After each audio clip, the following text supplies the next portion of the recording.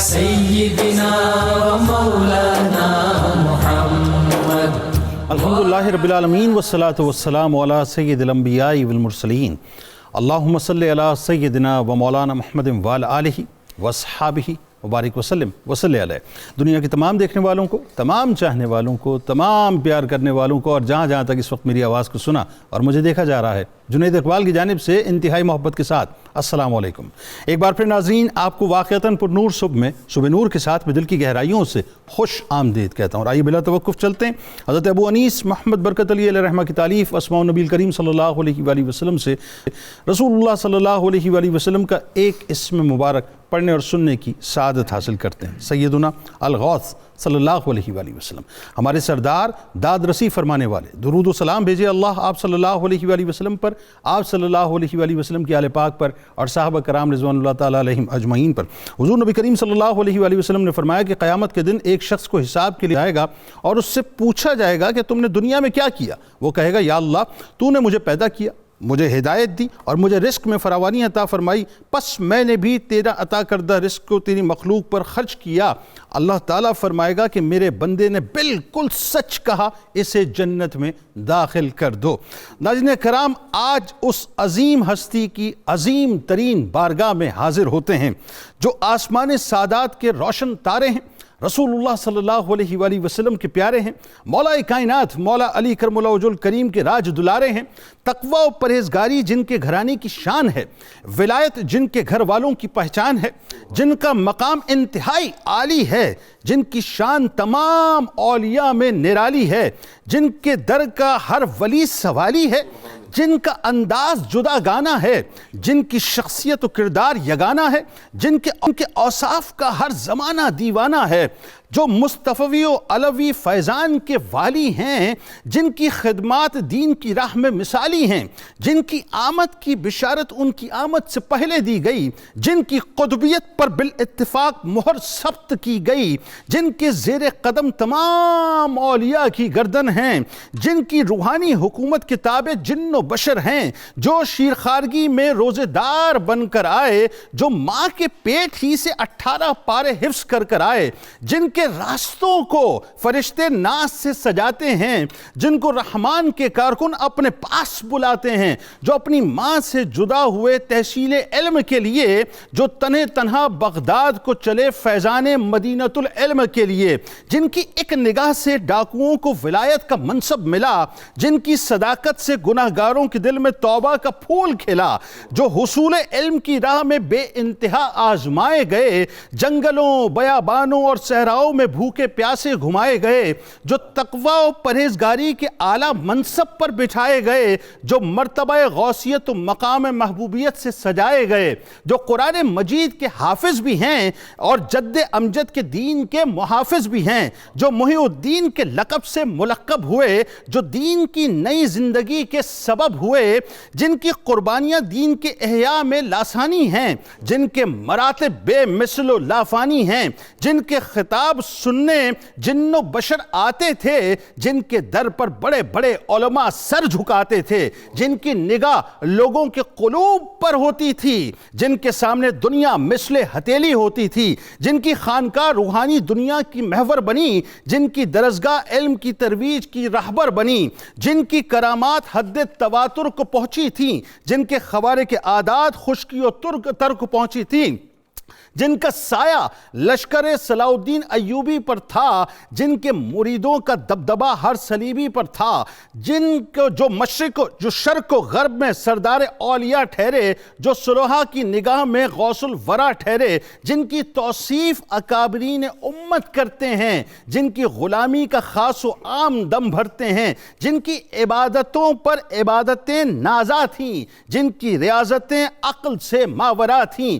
جن کا زہد و تقوی و پرہیزگاری ضرب المثل ہے، جن کے سامنے شریعت کی پابندی زندگی کی اصل ہے، جو توحید پرستی کے علم بردار بھی تھے اور عشق رسول صلی اللہ علیہ وآلہ وسلم کے شمع بردار بھی تھے، جن کی پوشاک فخر محمدی تھی، جن کا عصا توکل احمدی تھا، جو بڑے بڑے سلاطین کے سامنے ببانگ دھول حق کی خطابت کے شاہ سوار تھے اور غریبوں، فقیروں، یتیموں، مسکینوں کے آگے انتہائی نرم گفتار پرہیزگار تھے، جن کے مواعظ فکر آخرت و اصلاح احوال پر مبنی تھے، جو لوگوں کے دادرس اور سخاوت میں غنی تھے، جن کی مبارک انگلیوں کے درمیان لوگوں کے قلوب ہوئے، جن کی نگاہ کرم سے چور بھی وقت کے کتب ہوئے، جن کی جد و جہد مسلسل سے فتنہ فلسفہ یونانی دفن ہوا، جن کی جہد مسلسل سے فساد زدہ معاشرے میں امن ہوا، وہ جن کی روحانی حکومت لامکانی ہے،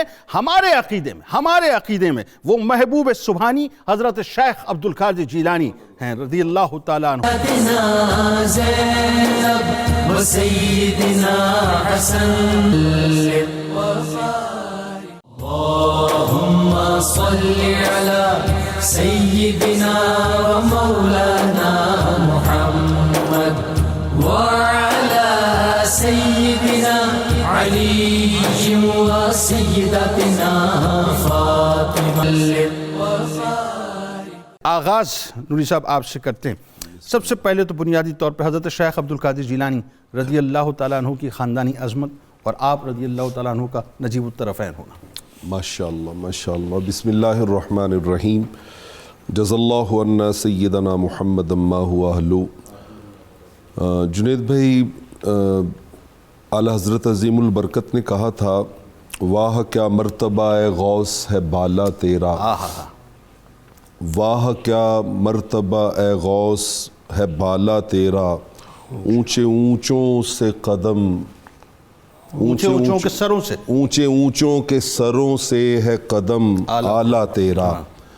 اور اس میں جو انہوں نے خاص ایک تعارف کروایا ہے، نبوی می علوی فصل بطولی گلشن، نبوی می علوی فصل بطولی گلشن، حسنی پھول حسینی ہے مہکنا تیرا۔ سبحان اللہ، سبحان۔ آپ کو خاندانی عظمت پانچوں نسبتیں رحمت کونین صلی اللہ علیہ وآلہ وسلم کی، سیدۃ النساء فاطمۃ الزہرا سلام اللہ علیہا کی، اور سیدہ شباب اہل الجنہ حسنین کریمین کی، اور مولائے کائنات حضرت علی شیر خدا رضی اللہ تعالی عنہ کی حاصل ہے۔ قرآن مجید فرقان حمید میں وَيُطَاهِرَكُمْ تَطْهِيرًا پڑھیں تو اس کا فیضان آپ کے پاس ہے، بالکل ٹھیک۔ إِلَّا الْمَوَدَّةَ فِي الْقُرْبَى کو پڑھیں تو اس کا فیضان آپ کے پاس ہے، نَدُوا أَبْنَاءَنَا وَأَبْنَاءَكُمْ وَنِسَاءَنَا وَنِسَاءَكُمْ پڑھیں اس کا فیضان آپ کے پاس ہے، وَيُطْعِمُونَ الطَّعَامَ عَلَىٰ حُبِّهِ مِسْكِينًا وَيَتِيمًا وَأَسِيرًا پڑھیں تو اس کا فیضان آپ کے پاس ہے۔ اور اگر احادیث نبوی صلی اللہ علیہ وآلہ وسلم میں انی تارکم فیکم ثقلین پڑھیں تو اس کا فیضان بھی آپ کے پاس ہے، اللہ آپ کے پاس ہے۔ میں یہاں پر عرض کرنا چاہوں گا کہ اللہ رب العالمین نے حضور غوث الثقلین، غیث الکونین اور نجیب الطرفین، کریم الابوین حضور غوث اعظم قدس سرہ العزیز کو جو خاندانی عظمت و تمکنت و شوکت عطا کی ہے، جس اینگل سے بھی آپ دیکھیں تو ہر اینگل سے ایک ہی احساس ہوتا ہے کہ تیری نسل پاک میں ہے بچہ نور کا۔ کیا کہنے، سبحان اللہ۔ تو ہے عین نور تیرا، سب گھرانہ نور کا۔ سبحان اللہ۔ مجھے یہاں پر حضرت مولا علی قاری رحمۃ اللہ تعالی علیہ یاد آ رہے ہیں، انہوں نے نزہۃ الخاطر میں اور اعلیٰ حضرت سیدی اعلیٰ حضرت نے فتاوی رضویہ میں اس روایت کو بیان کیا۔ انہوں نے کہا کہ جہاں پر اس خانوادے کو اور بہت سی عظمتیں حاصل ہیں، وہاں پہ ایک خاص شرف وہ ہے قطبیت کبریٰ کا، وہ حاصل ہوا امام حسن مجتبیٰ علیہ السلام کی اس سیکریفائس سے، اس قربانی سے، جس کے سبب سے امت جو تھی وہ انتشار سے نکل کے اتفاق اور اتحاد کی منزل پہ پہنچی۔ سبحان اللہ، سبحان۔ وہ جو آپ نے ترک خلافت کیا تھا، اللہ رب العالمین نے اس کے عوض میں آپ کی نسل پاک کو قطبیت کبریٰ کا شرف عطا کیا، اور امام حسن علیہ السلام اس کے پہلے قطب اکبر تھے، اور اس کے بعد قطب اوسط یہ جو درمیان میں قطبیت اور غوثیت کا تاج ہے یہ حضور شیخ سید عبد القادر جیلانی قدس سرہ العزیز کے سر انور پہ سجایا گیا ہے، سبحان اللہ، ان کے سر انور پہ، ٹھیک۔ اور پھر جب آخر میں جا کے امام مہدی علیہ السلام آئیں گے تو وہ بھی اسی نسل پاک میں سے ہوں گے، اسی نسل پاک میں سے سبحان اللہ، سبحان یہ قطبیت کبریٰ کا جو تاج ہے یہ بھی حضور غوث الثقلین قدس سرہ العزیز کے سر انور پہ سجایا گیا ہے۔ تو الحمدللہ ثم الحمدللہ ہر اعتبار سے یہ ہستی ایک ایسی ہستی ہے کہ جو دنیا میں بھی اور آخرت میں بھی عظمتوں اور رفعتوں کے ایک اعلیٰ مقام پہ ہمیں دکھائی دیتی ہے۔ اللہ، قرآن مجید فرقان حمید نے اسی طرح متوجہ کیا، کہیں فرمایا اللہ یجتبی الیہ من یشاء، اللہ جسے چاہتا ہے اسے منتخب کر لیتا ہے، اللہ اکبر، وَيَهْدِي إِلَيْهِ مَن يُنِيبُ، اور جو اس کی طرف رجوع کرتا ہے پھر اس کے لیے ہدایت کے راستے کھول دیتا ہے، سبحان اللہ، اور پھر ہدایت کو اس کے ساتھ مختص کر دیتا ہے، واہ، اس کے ساتھ مختص کر دیتا ہے۔ امام ربانی آپ ان کے مکتوبات شریف اٹھا کے دیکھیے علیہ الرحمہ، تو انہوں نے مکتوبات شریف میں لکھا، انہوں نے لکھا کہ وہ سلسلہ ہدایت جو انبیاء کرام علیہ السلام سے بلا واسطہ شروع ہوا تھا، کہ وہ رب کی بارگاہ کی معرفت پانے کے لیے بلا واسطہ اس فیلڈ میں نکلتے تھے، بالواسطہ وہ ائمہ اطہار کے ذریعے چلتا چلتا چلتا حضور غوث الثقلین تک پہنچا، سبحان اللہ، اور اب دنیا میں جس کی جھولی میں ہدایت کا نور آتا ہے وہ انہی غوث الثقلین کے توسل سے، ہدایت اور ولایت کا نور اگر آئے انہی کے توسل، واہ واہ سبحان اللہ۔ بات آگے بڑھاتے ہیں، حضرت شیخ عبد القادر جیلانی رضی اللہ تعالیٰ عنہ کی آمد سے پہلے پیر صاحب آپ کی ولادت کی اور خاص طور پہ جو آپ کی ولایت کی بشارتیں، یعنی دیکھیں ولایت کی بھی بشارتیں دی جا رہی ہیں اور ولادت کی بھی دی جا رہی ہیں، بتائیے ذرا اس بارے میں۔ بسم اللہ الرحمن الرحیم۔ جنید بھائی یہ حقیقت ہے کہ اللہ تعالیٰ نے انسانیت کی رہنمائی کے لیے انبیاء اور پھر انبیاء کے بعد اولیاء عظام کی ڈیوٹی لگائی ہے۔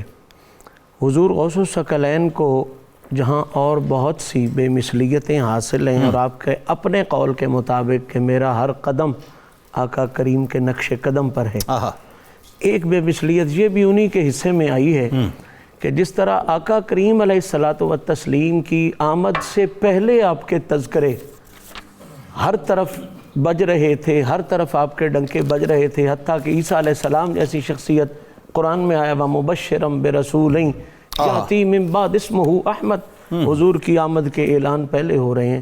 اللہ نے یہ شرف ولایت میں غوث اعظم کو عطا فرمایا، سبحان سبحان، کہ ابھی یہ تشریف نہیں لائے تو ان کی آمد کے ڈنکے پہلے بج رہے ہیں۔ اللہ اکبر۔ اور ان بشارات کے حوالے سے اگر میں پہلا جملہ یہ کہوں تو میں بہت خوبصورتی کے ساتھ چاہوں گا کہ سارے احباب اس سے مزہ لیں گے کہ حضور غوث اعظم وہ ہیں جن کی بشارت اس بشیر نے دی ہے واہ، جسے رب تعالیٰ نے خود بشیر کہا، سبحان اللہ، کیا کہنے، کیا کہنے، کیا کہنے، ارسلناک شاہدا ومبشرا اللہ وداعیا الی اللہ، اور بشیر و نذیرہ والا رسول جو ہے انہوں نے خود بشارت عطا فرمائی۔ آپ کے والد گرامی کو زیارت ہوئی آقا کریم صلی اللہ تعالیٰ علیہ وآلہ وسلم کی، سبحان اللہ، آپ نے مبارک بھی دی اور غوث پاک کی ولادت کا تذکرہ بھی کیا کہ تمہارے گھر وہ بچہ ہوگا جو اس شان کا مالک ہوگا، اور ساتھ میں یہ اختصاص بھی فرما دیا کہ ولی اور بھی ہوں گے، لیکن جس طرح نبیوں کی سرداری اللہ نے مجھے عطا کی ہے اسی طرح ولیوں کی سرداری اللہ تیرے بیٹے کو عطا کرے گا۔ کیا کہنے، سبحان اللہ، یہ اتنی بڑی بشارت ہے کہ سبحان اللہ۔ پھر اس کے بعد حضرت مولا علی کے شاگرد خاص ہیں، اور اگر فقر کے حوالے سے بولا جائے تو سلطان الفقر دوئم انہیں کہا جاتا ہے، امام حسن بصری، اور انہیں یہ شرف حاصل ہے کہ یہ اس گھر میں پلے ہیں اللہ، جس گھر میں اللہ کے نور کھیلتے تھے۔ سبحان تو اللہ، امام حسن بصری نے بھی 300-400 سال پہلے یہ فرما دیا تھا کہ 400-500 سال بعد بغداد میں ایک آئے گا اور ولایت اس پہ ناز کرے گی، اور یہاں تک فرما دیا کہ وہ جامعہ مسجد میں بیٹھا ہوگا اور وہاں وہ اعلان کرے گا کہ میرا قدم ہر ولی کی گردن پر ہے، اور اللہ نے اسے اس شان کے لائق بنایا۔ سبحان اللہ، سبحان اللہ۔ اسی طرح حضرت جنید بغدادی جو سلسلے میں آپ کے تقریباً دادا پیر بنتے ہیں حضور غوث پاک کے، آپ بھی فرماتے تھے کہ آج تو ہماری ولایت کے تذکرے ہو رہے ہیں، ہماری درویشی کے تذکرے ہو گئے ہیں، کل ایک ایسا آئے گا کہ جس کے تذکروں کے سامنے سب کے تذکرے ماند پڑ جائیں، اور باقاعدہ انہوں نے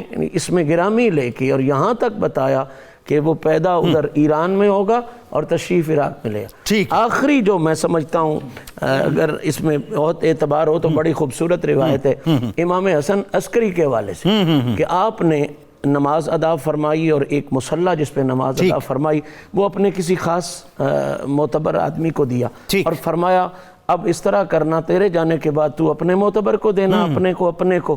تو انہوں نے پوچھ لیا کہ حضور یہ مصلی جانا کدھر ہے؟ جانا کدھر ہے؟ ٹھیک. آپ نے فرمایا یہ مصلی عبد القادر جیلانی. سبحان اللہ.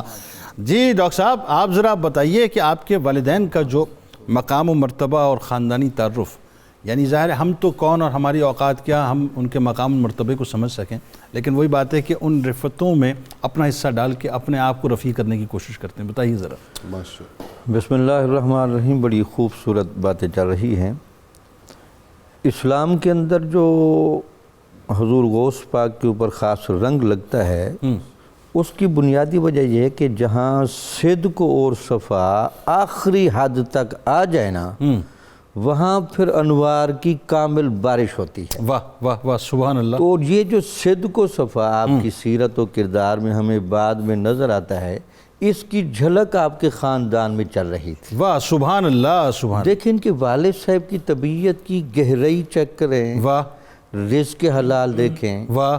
عبادت کو ذوق و شوق دیکھیں کہ وہ ان کا مزاج کتنا غیرت مندانہ ہے کہ ان کو جنگی دوست کہا جاتا ہے، کہ جہاد علی النفس اور جہاد فی سبیل اللہ میں ان کو بڑا شغف تھا. پھر وہ جب چلتے ہیں اپنے مجاہدات میں تو کسی نالے کے کنارے چلتے چلتے کھالے کے تو وہ ایک سیب ملا، جیسے مشہور واقعہ. وہ پھر سیب کو تناول کر لینے کے بعد فوراً سوچنے لگے کہ اس کی اصل جگہ تک پہنچنا چاہیے. یہ تو اگرچہ کسی رخصت کے اعتبار سے جائز بھی بنتا تھا، لیکن یہ جو راہ عظیمت کے مسافر ہیں یہ آخر حد تک جاتے ہیں. اللہ. تو پھر آپ اس مالک تک بھی پہنچ گئے. ٹھیک ہے. اور اس سے جا کر جب آپ کہتے ہیں جی آپ کا باغ کا سیب گرا ہے وہ میں نے کھایا ہے تو میں اس کی معافی کا خاص گار ہوں. اور اس نے کہا جی یہ ویسے تو معافی نہیں ملنے لگی، آپ کو یہاں 10-12 سال یہاں مزدوری کرنی ہے. اچھا وہ عبداللہ سومی رحمۃ اللہ علیہ نے بھانپ لیا تھا کہ معاملہ کچھ اور ہے، اس بات کو یہیں روکنا ہے. بالکل ٹھیک ہے، بات کو یہیں روک. بڑی خوبصورت بات. بہرحال وہ جب آپ نے اوقات مکمل کر لیے، دورانیہ مکمل کیا تو پھر کہا جی دورانیہ مکمل ہو گیا ہے تو اب میرے لیے معافی کا آرڈر آپ فرمائیں. تو انہوں نے کہا کہ نہیں ایک اور شرط بھی ہے کہ میری ایک صاحبزادی ہے، اس کی پھر چند صفات بتائیں. بھئی وہ ٹانگوں سے چلتی نہیں، ہاتھ اس کے اس طرح کے ہیں، آنکھیں اس طرح کی ہیں، جس سے تاثر یہ تھا کہ اس کے ساتھ شاید کوئی معقول بندہ شادی کے لیے رضامند نہیں ہوگا. تو دیکھیں آپ کی فطرت کہ آپ صرف چونکہ اپنا گناہ معاف کرانے کے لیے آپ نے کہا جی میں اس سے بھی شادی کرنے کے لیے تیار ہوں بشرطے کہ آپ دل سے میرا گناہ وہ معاف کریں. ٹھیک ہے. تو پھر جب آپ کو علم ہے کہ وہ سارا جو ایک سما بنا وہ پھر جب آپ اس جگہ گئے نکاح کے بعد تو آپ حیران رہ گئے کہ ایک انتہائی دوشیزہ اور خوبصورت بالکل صحیح سالم. تو پھر وہ واپس آ گئے بھئی یہ کوئی مجھے غلطی سے یہاں آپ لے آئیں. تو انہوں نے کہا نہیں یہ اشارے تھے کہ اس نے چونکہ گھر سے باہر کبھی قدم نہیں رکھا اللہ اکبر اور یہ بالکل پاک اور طہارت والی ہے ظاہر و باطن کے اعتبار سے. اس سے آپ اندازہ لگائیں کہ سرکار غوث اعظم کو اللہ تعالیٰ جس طرح کی ماں دے رہا ہے اور جس طرح کا باپ دے رہا ہے اور نانا اور دادا دے رہا ہے، حسبی نسبی فیض تو ضرور ہوتا ہے ایسا ہی ہے، لیکن ہمیشہ یاد رکھیں نسب کے ساتھ جب محنت مل جاتی ہے، کسب مل جاتا ہے، کسب مل جاتا ہے، وہ پھر سونے پر سہاگا. ڈاکٹر صاحب کی طرف ہی آتے ہیں. تو بتائیے حضرت شیخ عبد القادر جیلانی رضی اللہ تعالیٰ عنہ کا تحصیل علم کے لیے بغداد جانا، اور ظاہر اس تحصیل علم کے سفر میں آپ نے بے انتہا تکالیف برداشت کی. یعنی میں جب وہ سفر پڑھتا ہوں مجھے ایسا لگتا ہے ڈاکٹر صاحب ہم نے کچھ زیادتی یہ کی ہے کہ ہم نے غوث پاک کے اس سفر کو صحیح طرح سے ہائی لائٹ نہیں کیا، خاص طور پہ تحصیل علم کے لیے جس طرح جو آپ نے صحبتیں برداشت کی ہیں اس پہ ذرا سا کلام فرمائیے. بسم اللہ الرحمن الرحیم. جنید بھائی ماشاءاللہ آپ نے بڑا شاندار انٹرو دیا اور اس میں ساری چیزیں آپ نے بڑے واضح انداز سے بیان فرما دی اور بہت خوبصورت گفتگو ہو رہی ہے. میں آپ کی اجازت سے پہلے یہ جملہ عرض کرنا چاہوں گا بعض لوگوں کو ایک غلط فہمی ہوتی ہے جب ہم آپ کا لقب ذکر کرتے ہیں نا غوث اعظم، وہ کہتے ہیں کہ غوث کہنے میں پتہ نہیں کہیں شرک کا کوئی شائبہ ہو جاتا ہے، کیونکہ غوث مددگار کو کہا جاتا ہے اور مددگار تو صرف خدا ہے۔ تو اس میں بنیادی طور پہ یہ سمجھنے والی بات ہے کہ حقیقی مددگار تو وہی ہے، یہ مجازی معنوں میں استعمال ہوتا ہے۔ کسی بھی اللہ کے نیک ولی کے لیے کوئی بھی لقب استعمال کیا جائے تو وہ مجازی معنی میں ہے، وہ حقیقی معنی میں نہیں ہے، وہ اللہ کی عطا سے ہے، چاہے داتا کہا جائے، چاہے غریب نواز کہا جائے، چاہے غوث اعظم کہا جائے۔ اور اس سے اہم بات یہ ہے کہ دیکھیے قرآن عزیز ہمیں یہ بتاتا ہے کہ کوئی جتنا بھی عالم ہو جائے اس سے بڑا بھی کوئی عالم ہوتا ہے، وَفَوْقَ كُلِّ ذِي عِلْمٍ عَلِيمٍ، ہر صاحب علم کے اوپر کوئی عالم ہوتا ہے، ہر پیر کا کوئی پیر ہوتا ہے، ہر استاد کا کوئی استاد ہوتا ہے، تو غوث اعظم کا بھی تو کوئی غوث اعظم ہے نا، میرا تو غوث اعظم شیخ عبد القادر جیلانی ہے، ان کا بھی تو کوئی غوث اعظم ہے۔ وہ ہمیں سمجھ لینا چاہیے کہ غوث اعظم کا غوث اعظم ہے شیر خدا، مشکل کشا، تاجدار حل عطا، جناب علی المرتضی۔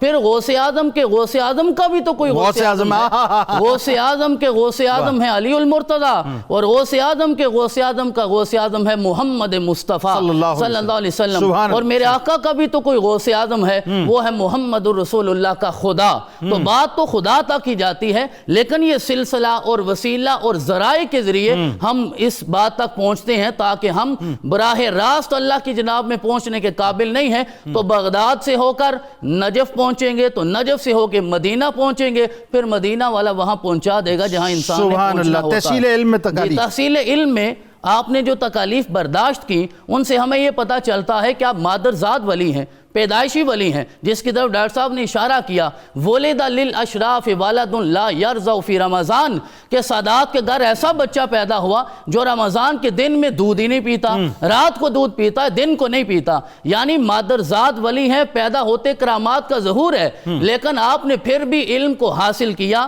تکالیف کو برداشت کیا۔ اس سے ہمیں یہ سبق ملتا ہے کہ آج کے پیران طریقت کو پیدا ہوتے علم لدنی پہ اکتفا نہیں کرنا چاہیے، تکالیف کو برداشت کر کے طریقت اور شریعت دونوں علوم حاصل کرنے چاہیے، تفقہ بھی ہونا چاہیے اور تصوف بھی ہونا چاہیے۔ ایک بات ذرا ڈاکٹر صاحب یہ بتائیے، وہ جو 8 برس کا پیریڈ یعنی 18 برس سے لے کے 25 برس تک، 8 برس کے بارے میں غوث پاک یہ فرماتے ہیں کہ جتنی تکالیف مجھ پر اتری، جتنی پریشانیاں اتری، اگر وہ کسی پہاڑ پر نازل ہوتی وہ ریزہ ریزہ ہو جاتا، یعنی یہاں تک وہ فرماتے ہیں کہ بھوک اور پیاس کا یہ عالم ہوتا تھا کہ میں زمین پر لوٹتا تھا، اور قرآن کی آیات جو آپ تلاوت کرتے تھے ذرا بتائیے۔ جی، اور اس کے بعد یہ کہ آپ کے والد محترم کیونکہ بچپن میں دنیا سے رخصت ہو گئے، تو آپ کی والدہ محترمہ اور آپ کے نانا جان نے حضرت سیدنا عبداللہ الصومی رحمۃ اللہ علیہ نے آپ نے تربیت کی ہے، اور جب والدہ نے آپ کو رخصت کیا بغداد کی طرف، جو مشہور واقعہ ہے، اور 40 دینار آپ کی بغل میں سی کر آپ کو بھیجا تھا، اور رستے میں وہ ڈاکو آگے مشہور واقعہ ہو گیا رہزنوں والا، تو آپ نے خود عطا فرما دیے۔ ٹھیک ہے، اب میں یہاں یہ عرض کرنا چاہتا ہوں جنید بھائی،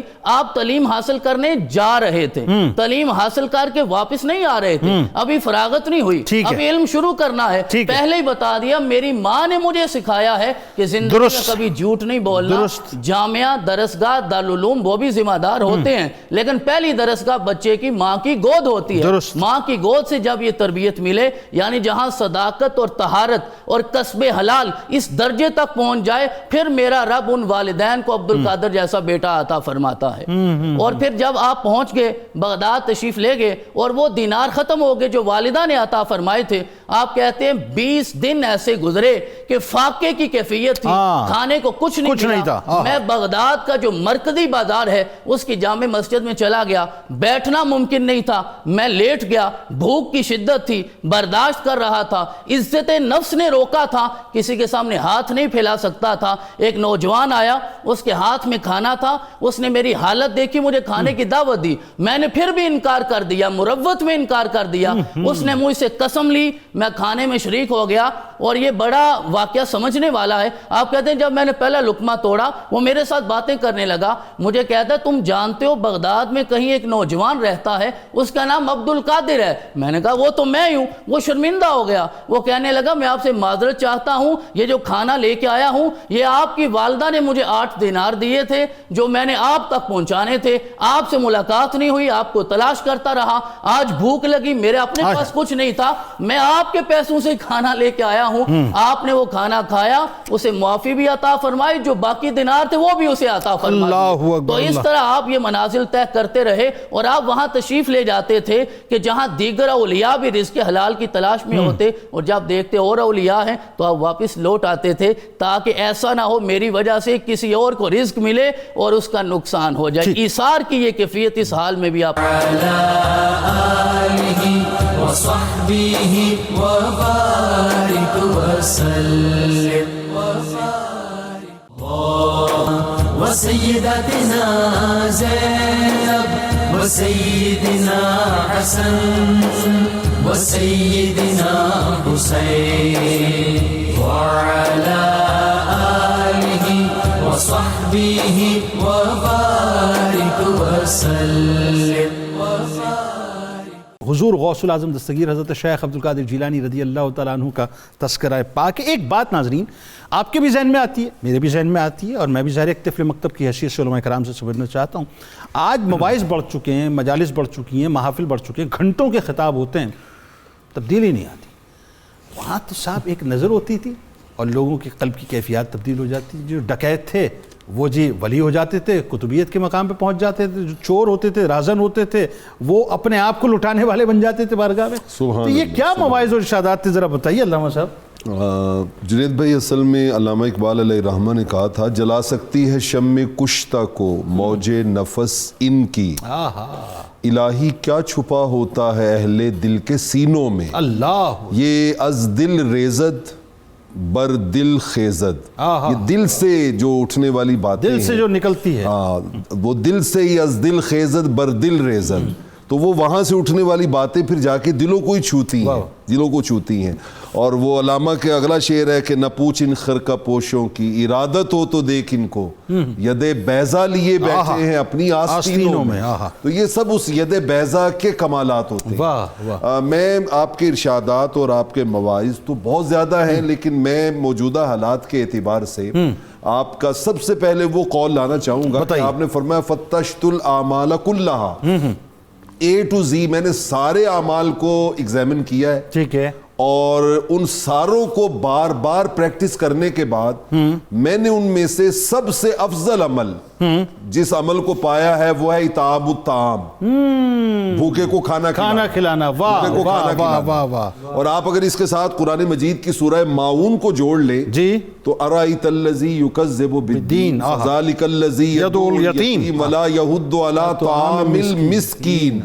مطلب پورے دین کو ڈینائی کرنا یہی ہے کہ آپ کسی بھوکے کو کھانا نہیں کھلاتے. اچھا, غوث اعظم کا یہ بھی قول مبارک ہے نا کہ اگر اللہ تعالیٰ مجھے دنیا کے سارے خزانے عطا کر دے, اسی کا اگلا حصہ ہے, اسی کا اگلا حصہ ہے, بتائیے, کہ میرے پاس اگر پوری دنیا کے کھانے کی چیزیں جو ہیں وہ میرے پاس آ جائیں, خزانے آ جائیں, تو میں اسی لمحے بھوکوں میں بانٹ دوں گا, اللہ کو کھلا دوں گا. اللہ اکبر. اچھا, ایک اور اعتبار سے آپ کا قول بڑا خوبصورت ہے. آپ لکھتے ہیں کہ مکتوب فی الانجیل, آپ نے فرمایا کہ یہ میں نے حکمت کی بات انجیل سے لی ہے, اور اس کے اوپر وہ مولا کائنات حضرت علی شیر خدا رضی اللہ تعالیٰ عنہ کا واقعہ لاتے ہیں کہ آپ نے 3 بار اپنے غلام کو آواز دی ہے, 3 بار, ٹھیک ہے, اور وہ تینوں بار وہ نہیں آیا, جان بوجھ کے لیٹا رہا. ٹھیک, آپ اس کے پاس گئے اور جا کے کہتے ہیں بھائی میں نے تمہیں 1 بار بلایا, 2 بار بلایا, 3 بار بلایا, تم کیوں نہیں آئے؟ اس نے کہا جی میں نے آواز سنی تھی, جان بوجھ کے نہیں آیا. اچھا. آپ نے فرمایا تمہیں خوف نہیں تھا؟ اس نے کہا نہیں جی آپ کریم ہیں, تو آپ 10 بار بھی اگر بلاتے اور ہم نہ جاتے تو آپ کچھ نہیں کہتے, سو میں ذرا لیزی ہو کے بیٹھا رہا ہوں. اب آپ اندازہ لگائیں کہ آپ کا ایک سرونٹ ہو, نوکر ہو, خادم ہو, اور وہ آگے سے اس طرح آرگو کر رہا ہو تو غیظ و غضب کتنا بھڑکے گا, کتنا بھڑکے گا. لیکن مولا کائنات نے جب اس کا یہ جواب سنا تو آپ نے مسکرا کے کہا انت حر لوجہ اللہ, جاؤ میں نے تمہیں خدا کی رضا کے لیے آزاد کیا. اس پر حضور غوث الثقلین ایک قول لائے ہیں, وہ کہتے ہیں رب ذوالجلال فرماتا ہے میرے بندے اذکرنی حین تغضب, ٹھیک, جب تجھے غصہ آئے نا تو مجھے یاد رکھنا, وَأَنَا أَذْكُرُكَ حِينَ أَغْضَبْ, اور جب مجھے غصہ آئے گا نا تو میں پھر تمہیں یاد رکھوں. بات اور آگے بڑھاتے ہیں. ایک سوال جو بہت عام ہے اور بہت اہم ہے, عام اس اعتبار سے کہ ہر آدمی یہ سمجھنا چاہتا ہے کہ 11ویں شریف کا تصور کیا ہے, اور اہم اس اعتبار سے کہ ارباب علم و دانش کی نظر میں 11ویں شریف منانے کا صحیح طریقہ کیا ہے. جی جی جنید صاحب، ابھی آپ نے ایک کوشچن بھی کیا تھا قبلہ پیر صاحب سے کہ حضور غوث ثقلین کے القابات کیا ہیں. ان میں ایک القاب 11ویں والے پیر بھی ہیں. ہاں 11ویں والے پیر آپ کا ایک بڑا معروف اس میں پارٹ ہے. ابھی آپ ایک بڑے پیر بھی لفظ کہہ رہے ہیں تو مجھے ایک لفظ بار بار ذہن میں آ رہا تھا، میں کہنا چاہوں گا. ہاں بتائیے. پشتو میں حضور غوث پاک کو لوئے جوان کہا جاتا ہے کہ سب سے بڑا جوان، سب سے بڑا جوان، سب سے بڑا جوان، جس سے بڑا کوئی جوان نہ ہو. سبحان اللہ. یعنی جس کمیونٹی میں جائیں حضور غوث ثقلین کی ایک عجیب شان ہے اور ایک عجیب لقب ہے. 11ویں شریف کیا ہے جنید صاحب؟ پہلی بات تو یہ کہ 11ویں شریف اگر آپ تمام اجل علماء کو دیکھیں، شیخ عبدالعزیز محدث دہلوی ہیں، شیخ عبدالحق محدث دہلوی ہیں، امام یافعی، ملا علی قاری، سب کے ہاں آپ کو، ملا جیون، سب کے ہاں آپ کو ملے گا کہ 11ویں شریف حضور غوث ثقلین کے دور سے لوگ اس کا انعقاد کرتے رہے ہیں. اس پہ اولیاء کا، علماء کا اجماع رہا ہے. 11ویں شریف ہے کیا؟ حضرت معاذ بن جبل فرماتے ہیں کہ ایک دن نماز فجر کا وقت تھا اور آپ صلی اللہ علیہ وسلم معمول کے خلاف قدرے دیر سے باہر تشریف لائے. باہر آئے تو آپ نے نماز بھی جب پڑھائی تو نماز بھی جلدی پڑھائی، تخفیف کے ساتھ پڑھائی، اور آپ بیٹھ کے فرمایا سارے بیٹھے رہیں، میں نے آپ لوگوں کو یہ بتانا ہے کہ میں آج دیر سے کیوں مسجد آیا ہوں. فرمایا کہ میں تہجد کے بعد قدرے آرام کرنے میں تھا، آرام کی کیفیت میں تھا کہ مجھے اللہ رب العزت کی زیارت ہوئی اور اللہ نے مجھ سے پوچھا مالا اعلیٰ کے فرشتے کس پہ کلام کر رہے ہیں؟ میں نے کہا اللہ میں نہیں جانتا. اللہ نے اپنا دست قدرت میرے دو شانوں کے درمیان رکھا اور مجھ پہ سب کچھ روشن ہو گیا. اللہ. پھر اللہ رب العزت نے پوچھا کس پہ کلام کر رہے ہیں؟ میں نے کہا یا اللہ وہ کفارات پہ کلام کر رہے ہیں. کفارات کیا ہیں؟ آپ نے فرمایا نماز پڑھنا، نماز کے لیے مسجد کی طرف جانا، دوسری نماز کا انتظار کرنا اور مشکل وقت میں بھی وضو کرنا. فرمایا پھر کس پہ کلام کر رہے ہیں؟ فرمایا درجات پہ کر رہے ہیں.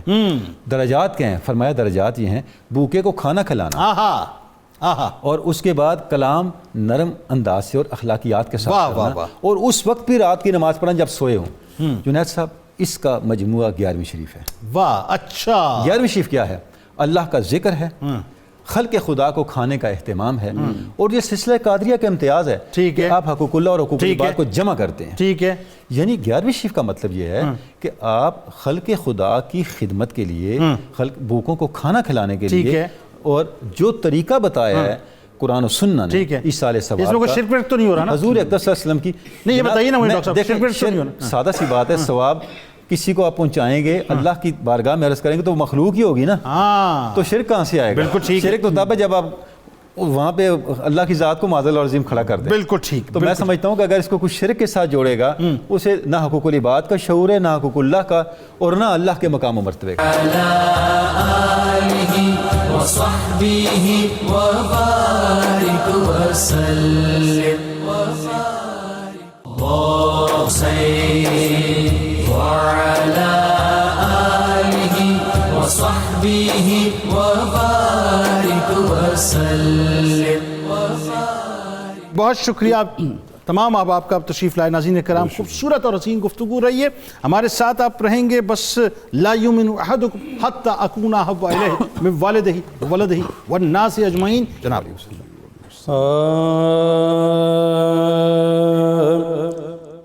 غوث اعظم کی وہ بوئے بدنی کیا کہنا، غوث اعظم کی وہ بوئے بدنی کیا کہنا، مرحبا شان حسینی حسنی کیا کہنا.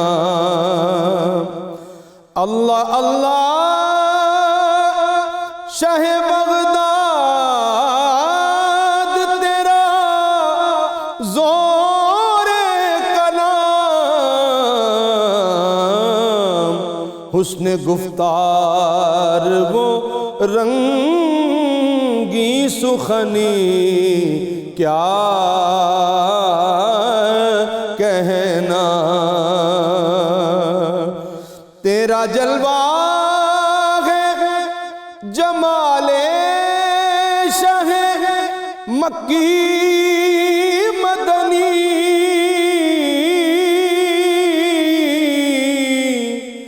تیرا جلوہ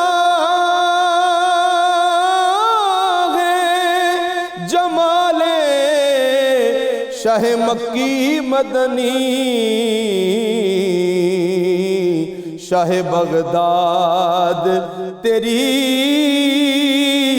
ذوف گنی کیا کہنا لا فتح الا علی تیرے نسب کا اعجاز لا فتح الا علی تیرے نسب کا اعجاز تیرے جد کی ہے جو خیبر شکنی کیا کہنا تیرے جد کی ہے جو خیبر شکنی کیا کہنا دلبر زہرا حسنین علیو احمد شجرہ پاک تیرا پنج تنی کیا کہنا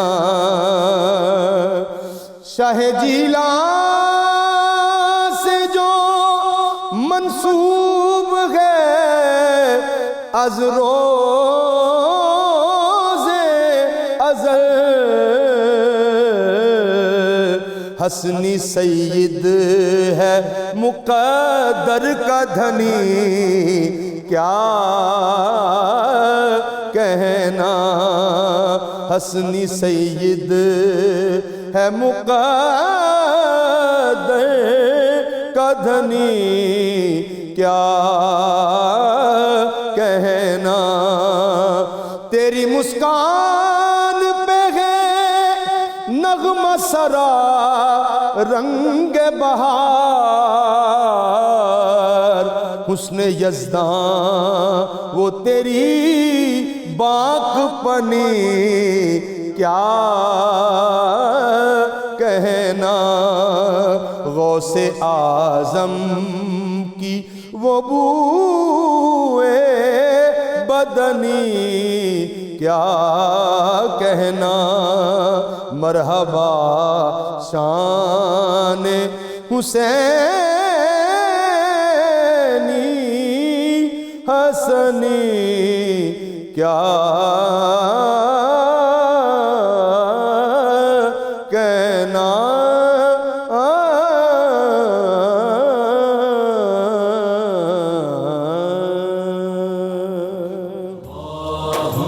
صل على سيدنا ومولانا محمد وعلى سيدنا علي وسيدتنا فاطمة وسيدتنا زينب وسيدنا حسن